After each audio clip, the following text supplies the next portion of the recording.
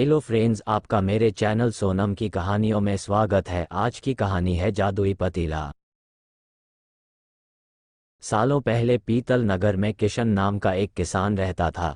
वह गांव के एक जमींदार के खेत पर काम करके किसी तरह अपना घर चला रहा था।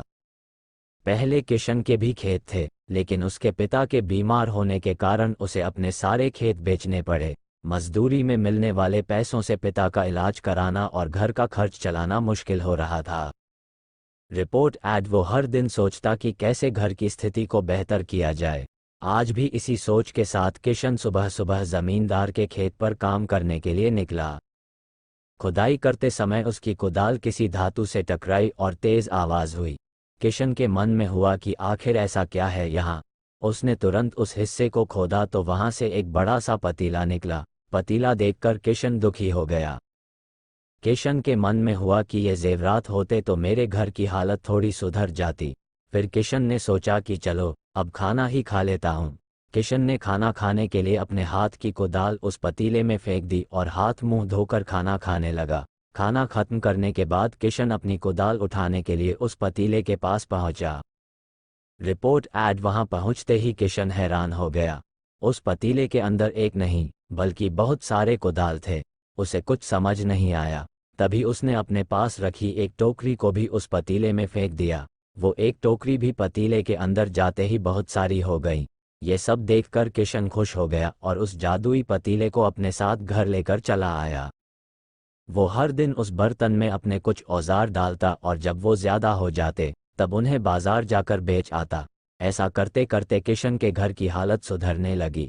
उसने इस तरह से बहुत पैसा कमाया और अपने पिता का इलाज भी करवा लिया। एक दिन किशन ने कुछ गहने खरीदे और उन्हें भी पतीले में डाल दिया।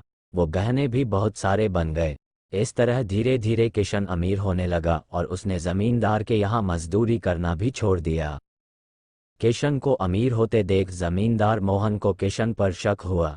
वो सीधे किशन के घर पहुंचा। वहां जाकर उसे जादुई पतीले के बारे में पता चला। उसने किशन से पूछा, तुमने ये पतीला कब और किसके घर से चुराया? डरी हुई आवाज में किशन बोला, साहब, ये पतीला मुझे खेत में खुदाई के समय मिला था। मैंने किसी के घर चोरी नहीं की है। खेत में खुदाई की बात सुनते ही जमींदार ने कहा, ये पतीला जब मेरे खेत से मिला तो यह मेरा हुआ। किशन ने जादुई पतीला ना लेकर जाने की बहुत मिन्नतें की, लेकिन जमींदार मोहन ने उसकी एक नहीं सुनी। वो जबरदस्ती अपने साथ वो जादुई पतीला लेकर चला गया। जमींदार ने भी किशन की ही तरह उसमें सामान डालकर उन्हें बढ़ाना शुरू किया।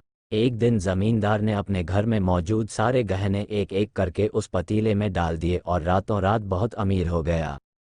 एकदम से जमींदार के अमीर होने की खबर पीतल नगर के राजा तक पहुंच गई। पता लगाने पर राजा को भी जादुई पतीले की जानकारी मिली। फिर क्या था, राजा ने तुरंत अपने लोगों को भेजकर जमींदार के यहाँ से वो पतीला राजमहल मंगवा लिया। राजमहल में उस जादुई पतीले के पहुंचते ही राजा ने अपने आसपास मौजूद सामान को उसमें डालना शुरू दिया। सामान को बढ़ता देखकर राजा दंग रह गया। होते होते आखिर में राजा खुद उस पतीले के अंदर चला गया। देखते ही देखते उस पतीले से बहुत सारे राजा निकल आए। पतीले से निकला हर राजा बोलता, मैं पीतल नगर का असली राजा हूँ। तुम्हें तो इस जादुई पतीले ने बनाया है। ऐसा होते होते सारे राजा आपस में लड़ने लगे और लड़कर मर गए। लड़ाई के दौरान वो जादुई पतीला भी टूट गया। जादुई पतीले के कारण राजमहल में हुई इस भयानक लड़ाई के बारे में नगर में सबको पता चल गया। इस बात की जानकारी मिलते ही मजदूर किशन और जमींदार मोहन ने सोचा, अच्छा हुआ कि हमने उस जादुई पतीले का इस्तेमाल सही से किया। उस राजा ने अपनी मूर्खता के कारण अपनी जान ही खो दी। कहानी से सीख, जादुई पतीले की कहानी से दो सीख मिलती हैं। पहली कि मूर्खता का अंत बुरा ही होता है। दूसरी यह कि हर सामान का इस्तेमाल संभल कर करना चाहिए, आती हानिकारक हो सकती है।